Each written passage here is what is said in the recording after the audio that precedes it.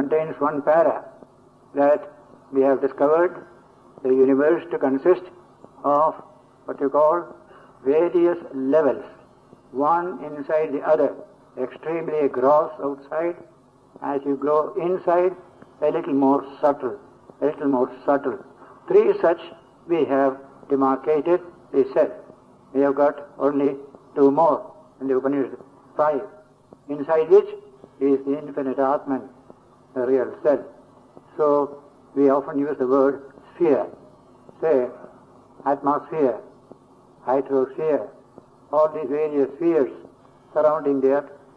Now there is a new word, noosphere, thought. There is a thought world surrounding the world. Nous is the word for thought or mind in Greek. So noosphere, there is a similar to what you call manomaya kosha. You are coming to that here. So many spheres, we are finding it, and one inside the other, we shall go and discover. So, having said that, the Upanishad continues. Yes. Since the text, Shankaracharya's commentary is really on this subject. From Brahman indeed, which is this self, was produced this space. As the text in the Upanishad is quoting. The word self, Atma, is used with regard to Brahman itself. Till now he spoke of Brahman. And from this Atman, this space has come. He uses the word Atman in place of Brahman, Brahman in place of Atman. That's what he wants to say. It follows that Brahman is the self of the cognizing individual. Brahman is yourself. They look around at the world. Myself is that Brahman. Same Brahman. One infinite Brahman in all is there. It follows Brahman is there. He attains the self made of bliss, where Brahman is shown to be the self. Moreover, it is Brahman which has entered into men and women. The text says, having created that, he entered into that very being. That is a famous passage in another Upanishad. Tat srashtva tadeva anupravishat. Having made a particular form, he entered into that form when soul it. So soul is now separate. Same Brahman, a bird, he made a bird and he entered into a bird. The self of the bird, self of a human being, self of this, self of that. The word entered into is repeatedly mentioned here. So Brahman alone is here, inside, outside, nothing but Brahman. Body, mind, self, all are Brahman. But we, as possessed of the body, have the power to search what exactly is the nature of that Brahman. Body by itself cannot be Brahman.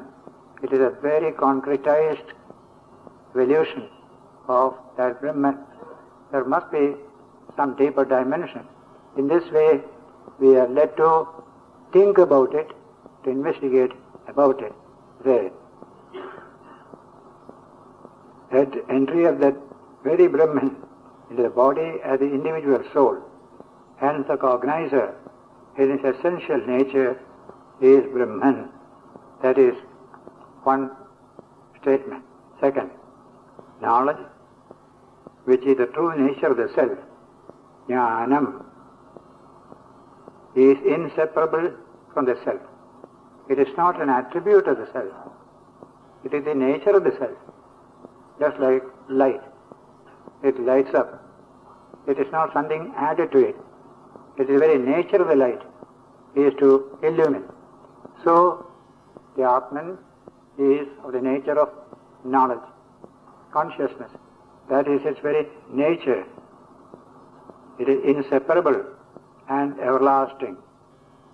Still, the intellect, which is a limited adjunct, buddhi, our human intellect, trying to capture it, naturally gets only a reflection of that intelligence. With that, we strengthen our sensory system and deal with the world. So, the source is there. These are channels through which our knowledge is being manifested in the external world, intellect. These come out through the eyes, or cognizing things. Configurations of the intellect in the shape of sound remain objectively illumined by the consciousness that is the self. We have the objects illumined by the light outside, sun, moon, stars, or electric light. You are able to get what you call pulsations from the thing towards the sensory system, and the sense is able to report it back to the mind. In between, there is a sort of a gulf, they call it, gulf between a perception as well as a conception. How a perception can become a concept, a thought, nobody knows, not even the greatest neurologist today. We get only impulses coming from outside, entering through the five senses, through the nervous system, goes to the brain center, and there it becomes knowledge. How it becomes knowledge, we do not know. They were not knowledge till now. They were only pulsations. Pulsations. Even color and other things do not go as pulsations. But there it becomes transformed into all the varieties outside you are able to see. This is a great mystery of perception, but it is there. Our perception becomes a conception, a thought, a knowledge. That is the great mystery waiting to be solved. To us there was no difficulty because our center of consciousness is here. This consciousness lights up all these instruments, which lights up the senses. The object cannot light up the instrument. The instrument is lit up by the consciousness within, the jnana that is there. Therefore it is able to see, recognize, etc., etc. So we have not that difficulty. Today's theory of perception plus what is contained in the Indian thought, if you combine together, then to a some extent you will be able to give a coherent theory. So he says here, sound, etc., even when they are in incipient state, but when they emerge as cognition, in the incipient state, it is just an understanding that this is this, this is that. But in the stage of cognition, you actually see the thing. It's called cognition. They are still enlightened by that consciousness, by that jnana that is within Atma Swarupa. A consciousness that is really the self, or imagined by the non-discriminating people to be referable by the word knowledge, bearing the root meaning of the verb to know, with, to be attributes of the soul itself, and to be subject of mutation. Ordinary people consider this knowledge is subject to mutation. It has a cause, it has an effect, etc., etc. That is not correct. The consciousness of Brahman is inherent in Brahman and inalienable from it. It is not alienated from Brahman. It is always there. Always. It is just like the light of the sun. You cannot separate it from the sun, or the heat of fire from fire. Consciousness is not dependent upon any other cause for its revelation. For example, how to reveal consciousness. You must have another consciousness to reveal this consciousness. For that consciousness, another consciousness to reveal. In this way, you have got what you call in logic a continuous backward movement. There is no finality about it. Regressus ad infinitum is the logical language.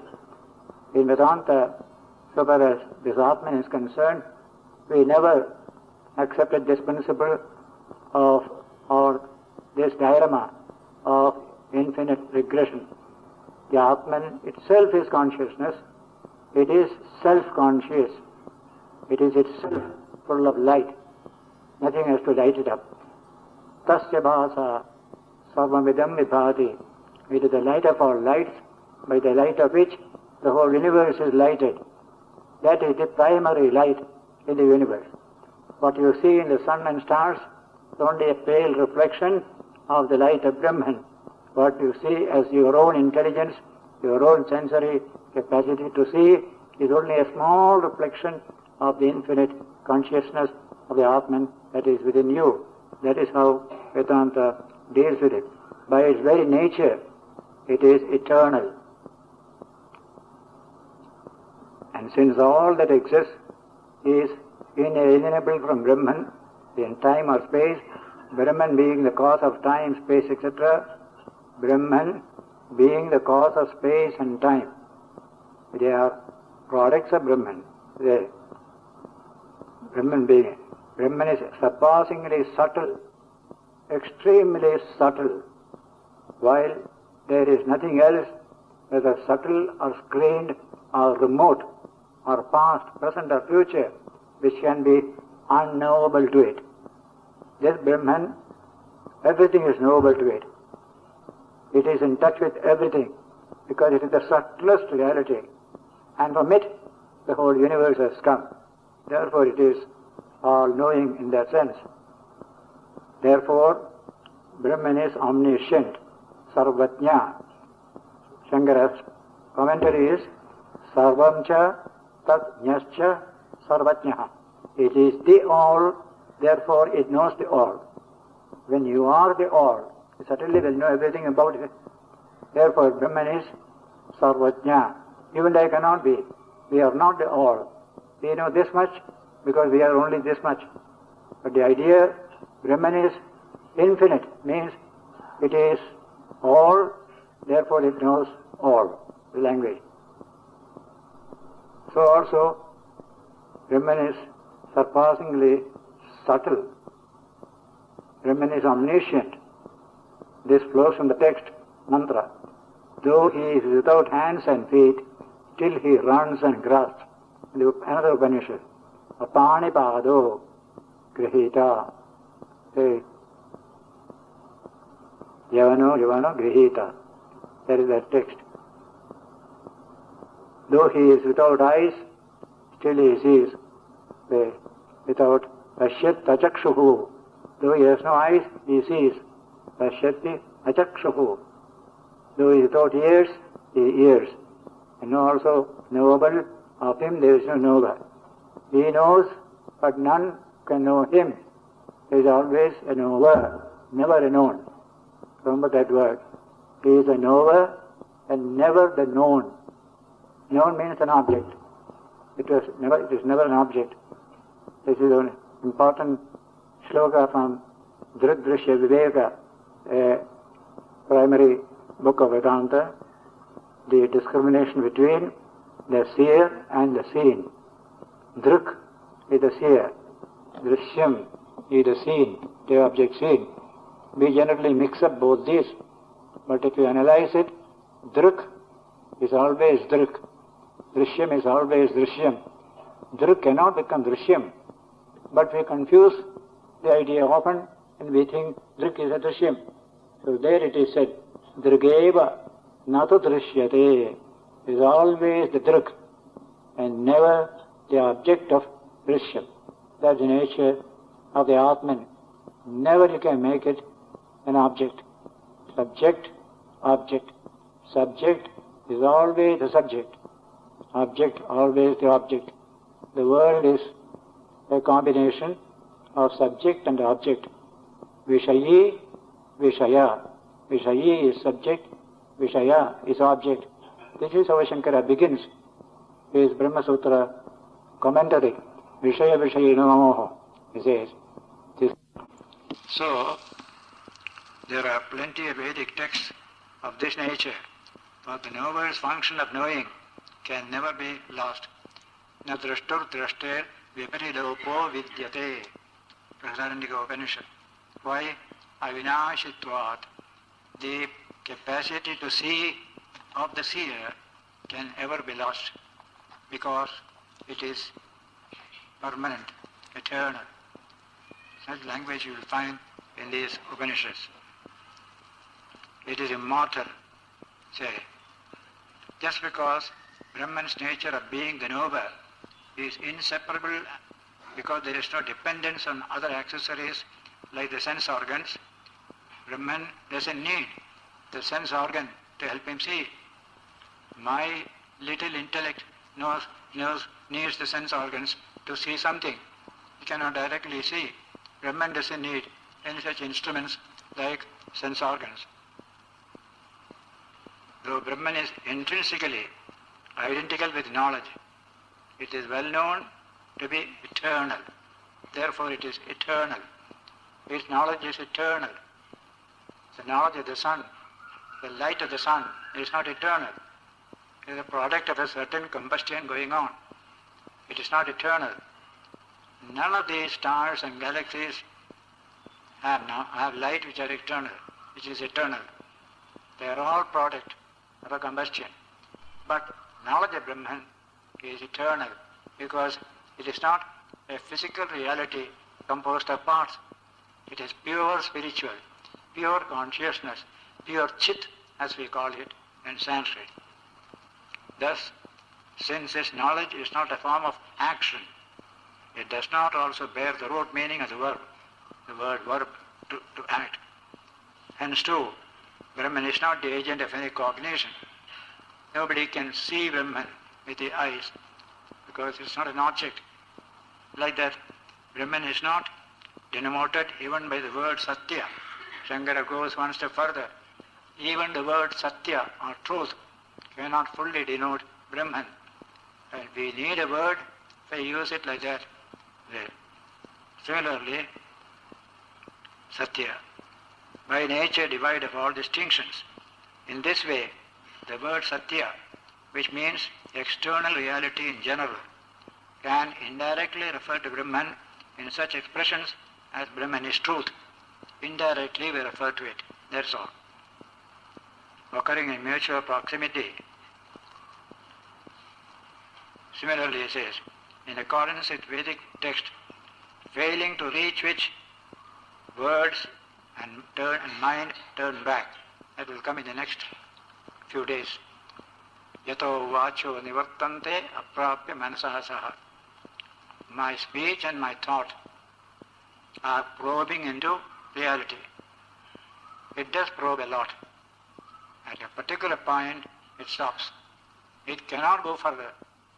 It recoils back, all speech and all thought. There you have the pure self, pure consciousness. There only mind, speech cannot reach. Only silence can remain, nothing else. Shantoyam Atma. The Atman is silence, Shanti. All mystics have experienced this idea that ultimate reality is not expressed by words or by thought. It is pure silence, Shanti, etc. Thus, the words truth, etc. occurring in mutual proximity,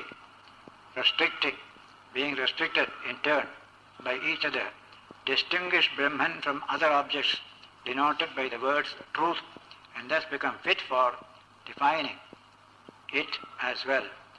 In accordance with Vedic text, failing to reach which words with mind turn back.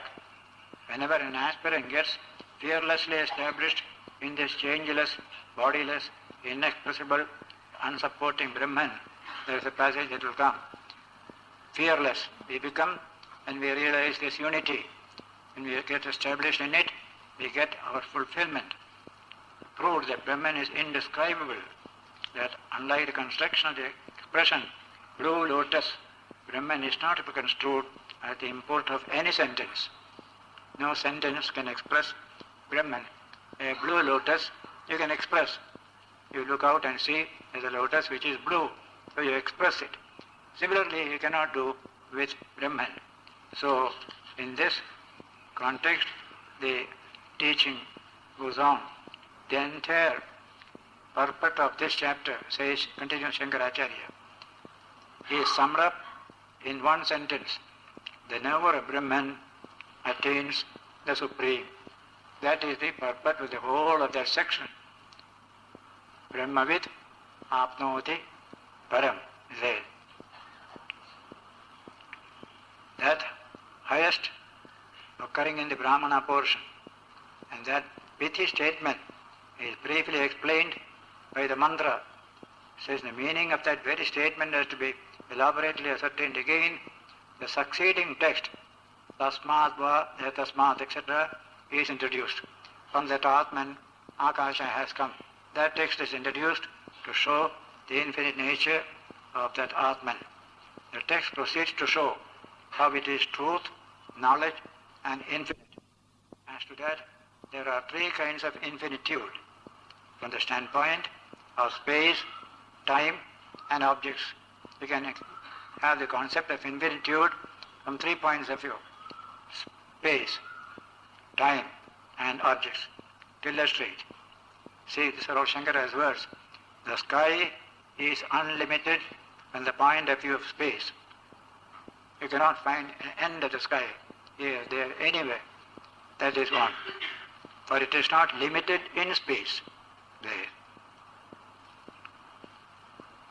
But the sky is not infinite as regards time or as regards other objects.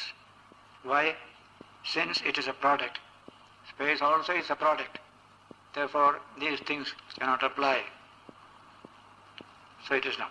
Brahman is not thus limited in time like the sky, since it is not a product.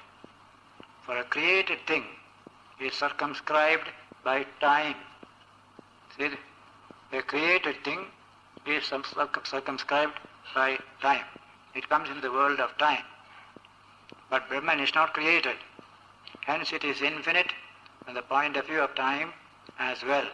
Similarly too from the point of view of objects, how again is established its infinitude. Point of view of objects, since it is non-different from everything.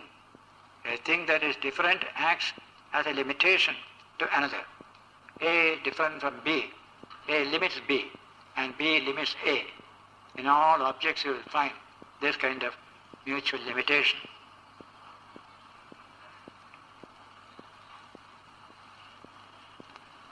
Indeed, when the intellect gets occupied with something, it becomes detached from something else.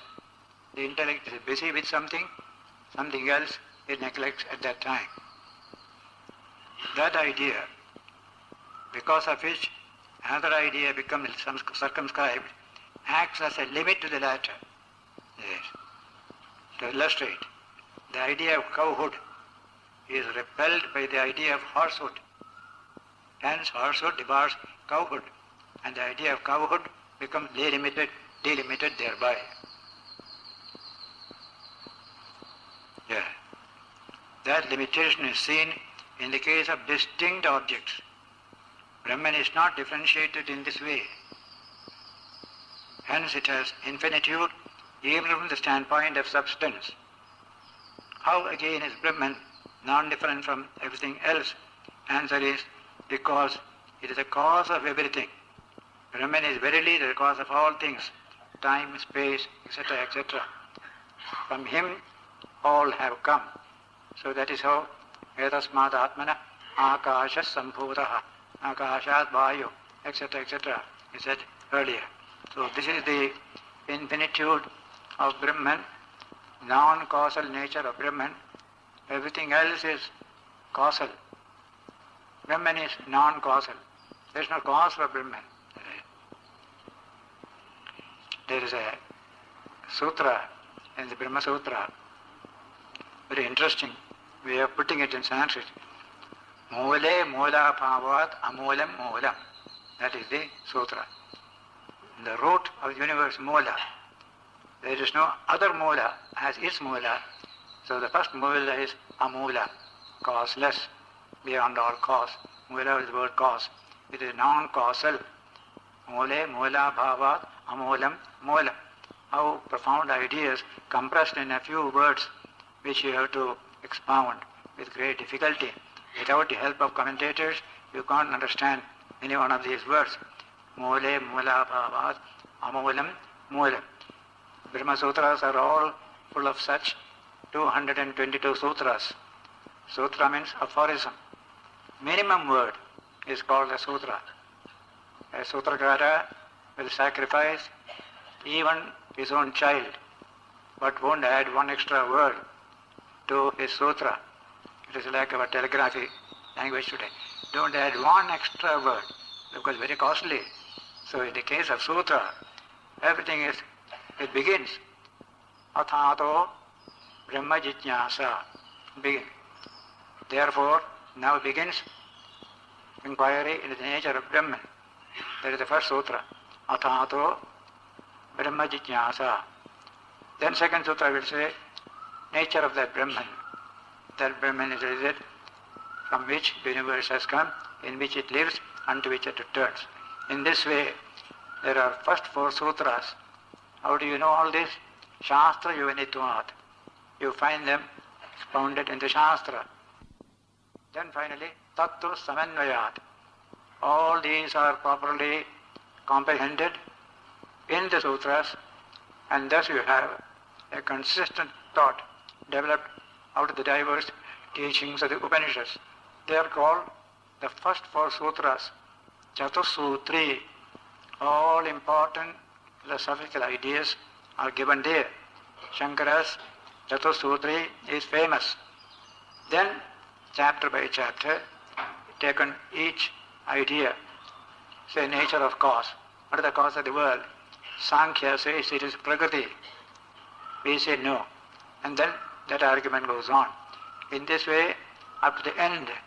And last will say, Anavritti Shabdat, Anavritti Shabdat. There is no return journey to this physical life, because the Shruti says so. Shruti says so. And you realize ultimate reality, there is no further kind of birth and death for you. Like that, short sutras containing profound ideas. Many books are written in the form of sutras. Yoga Sutra, Patanjali, all sutras, short sutra. Sometimes the sutra is only just one word, cha, one sutra. That sutra commentator will tell you what the cha means there. And so in this way, many sutras are just one letter, two letters, but full of meaning, compressed meaning there. Many other books also are made of sutras, dharma sutras, those who deal with dharma, day-to-day activities, etc. Even grammar, Panini's grammar is all sutra. Just a few little words joined together, the whole grammatical rule is mentioned thereby. That way, a whole book on grammar, and that very ancient, done by this Panini.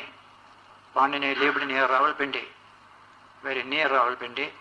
It's a very well-known place, Taxila area, very intellectual. There's a university also at that time. So here, this idea comes from Brahman. All things have come. Brahman is not the object of anything in that way. Said Brahman is the self. From that Brahman, which is identical with the self, Akasha, space, Sambhuta, was created. Sambhuta. The word was created is not correct English in this matter. Was projected. Srishti is projection. From Brahman, first Akasha was projected. Then time. Then comes the particular energies which make for galaxies, etc., etc. Akasha means that which is possessed of the attribute of sound. We deal in our philosophy, the idea, Akasha is its attribute is sound. Then similarly, there are 5 sense organs and 5 sense objects. One of them is sound, and that is Akasha. In that sense the word Akasha is used. That's why they use the word Akashvani. When our radio started, we called Akashvani, like that. Actually, Akasha is merely space. He also mentions it, in which you can put something, a container. The whole space contains matter. All these stars and galactic systems. But according to modern astronomy, most of space is empty. If you condense all the galaxies into a corner, there will be just a little bit of corner will be there. That is the vastness of space and tiny nature of matter that is in space. But there is matter scattered throughout space, extremely subtle matter. That subtle matter is much more than all the concentrated matter that you see in the starry and galactic systems. That's what today's astronomy tells you. So space is an important factor. It was only in this century we dealt with space when Einstein combined space with time and made for space-time. Combine space with time. There is only such reality. There is no separate space. There is no separate time in modern science. There is only a space-time. Everything is an event in space-time. The word event is used. Objects ceases to be objects. Events alone they become. They become events. A wonderful idea. When you mix time and space, this is what will happen. As you see in a cinema screen, how many things are happening there. The whole thing is event after event after event. But actually, separately you take out and see, it is all, each one is an item by itself. But in that moving condition, you see it as one unit, continuous movement going on. So when time is added to space, you develop this panorama of the world, the events of the world, going on, moving like that. Everything is moving. So combine time and space. And I read a book about this space-time unity. It is very difficult to understand. You cannot even conceive of the idea to combine time and space into a unity. But then that writer gave an illustration that gave a little inkling into the truth of the matter. He said, here is a train going from Hyderabad to Vijayawada. Now that train has a movement and also covers space. Space and time are combined in movement. But how do you understand the subject that it is a mixed time and space through which it is moving? So he said, have a diagram, a straight line standing for time and a flat line standing for space. This one. This is space, this is time, and this is Hyderabad. Now, the train moves at a particular speed. So that speed is marked by a graph. Space, time combined together is the speed of the graph. And here is Vijayawada. So it comes like that, it goes. So the movement of Vijayawada, the train, is a combination of space and time. This is time, this is space, and you just find out that at a particular point that this train is in such and such a space, such and such a space, such and such a space, they are able to say. So you mix time and space in trying to understand this movement of train from point A to point B. That is how that author tried to explain this most difficult subject of combination of space and time. In Vedanta, they are one, because they both came from Brahman. Here, time is not mentioned. Brahman, from Brahman, Akasha came. That is mentioned here in this book. And so, there is the attribute of Akasha. In this we move in it. Whole universe is within this space. Space itself has no limit, no boundary. Neither east nor west space has. We don't know which way to turn. We have a little understanding of direction because we have sun as a point of reference. Keeping the sun as a point of reference, orientation, may you call it, turning towards the orient means the east, where the sun is. Then you can say that is east, that is south, that is north, that is west. But in plain space, there is no orientation at all. No up, no down. Here things have up and down, but in space there is no up and down. Very concept of up and down has no meaning there, because there is no flat, something below. There are so many objects are there revolving around in space.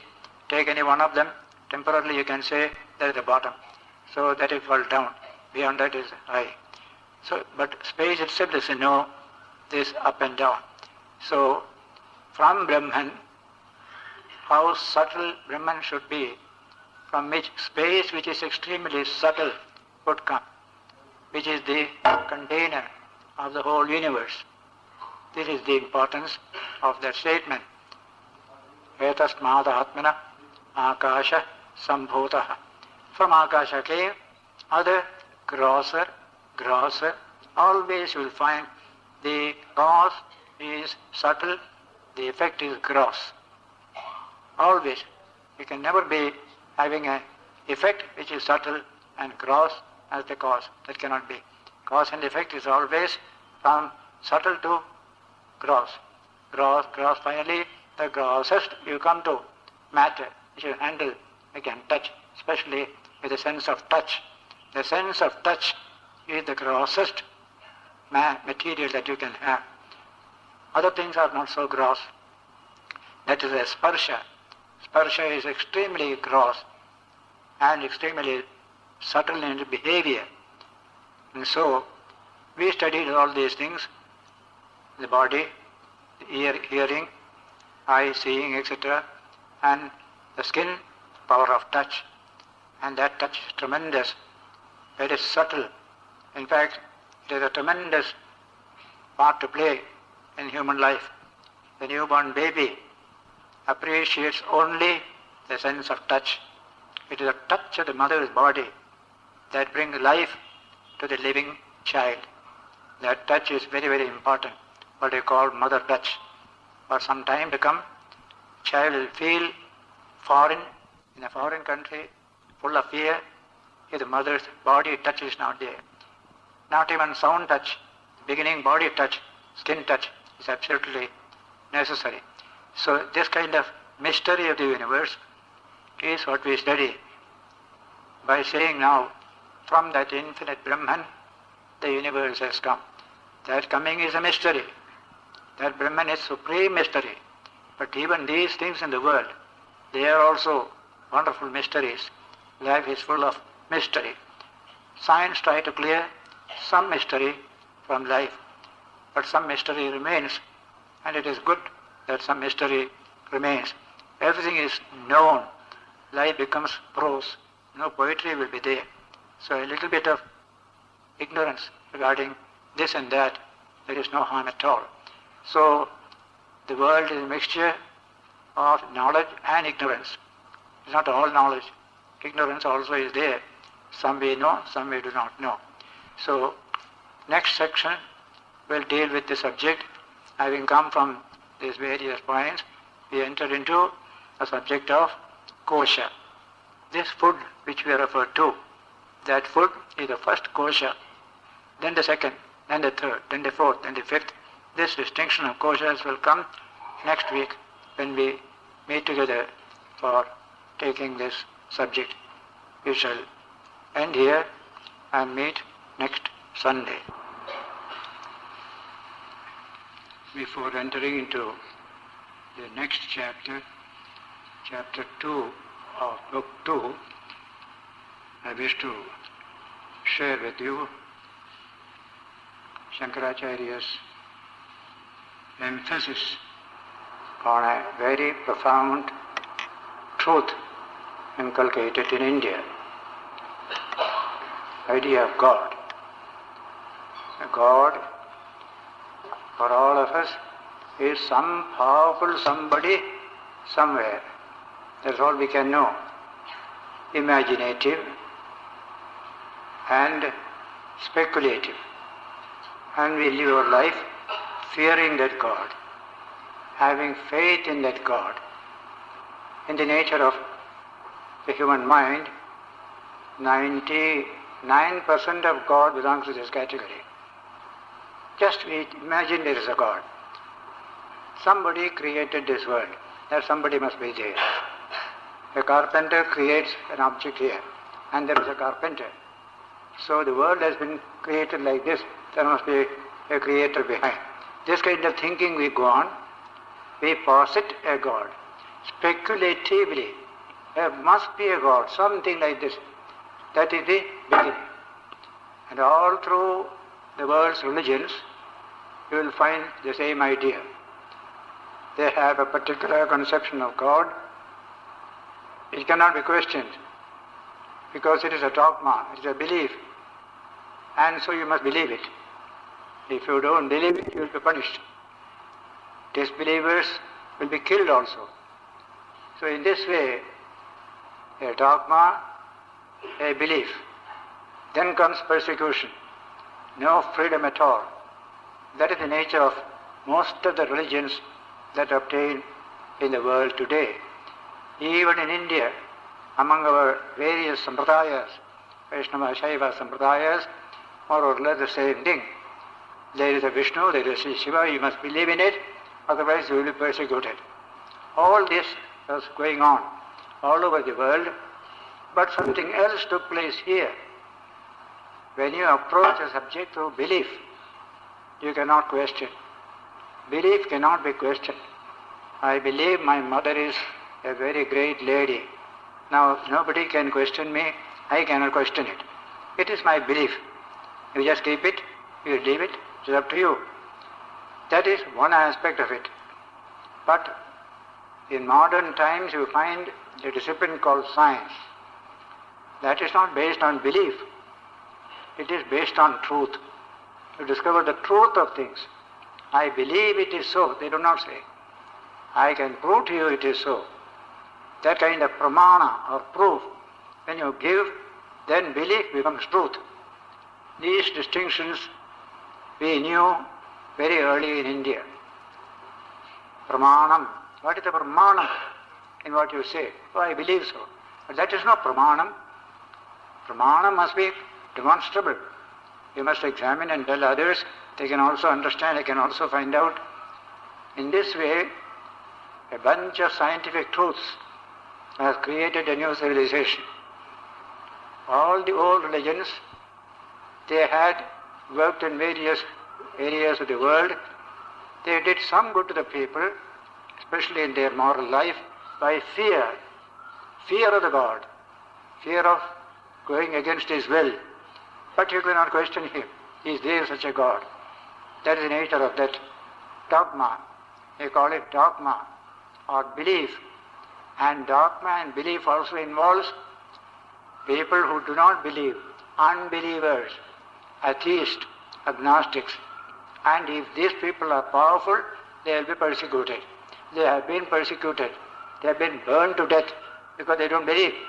Now that is one whole world of religious ideas based only on belief. Don't question. Now we had this in the early part of the Vedas, so many religions, so many speculations. There is an Indra, there is a Varuna, there is this, there is that. All this you can see. But as soon as you come to the Upanishads, you bring your questioning mind. That is the beauty of this great book.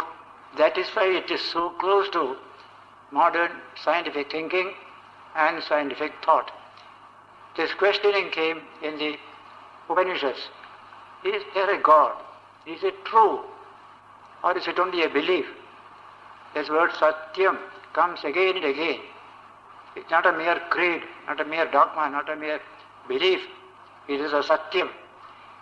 That behind this universe there is a profound reality. And Vedanta in the Upanishads developed the concept of absolute unity. There's only one thing in the universe and not two. The ultimate reality is one and not two.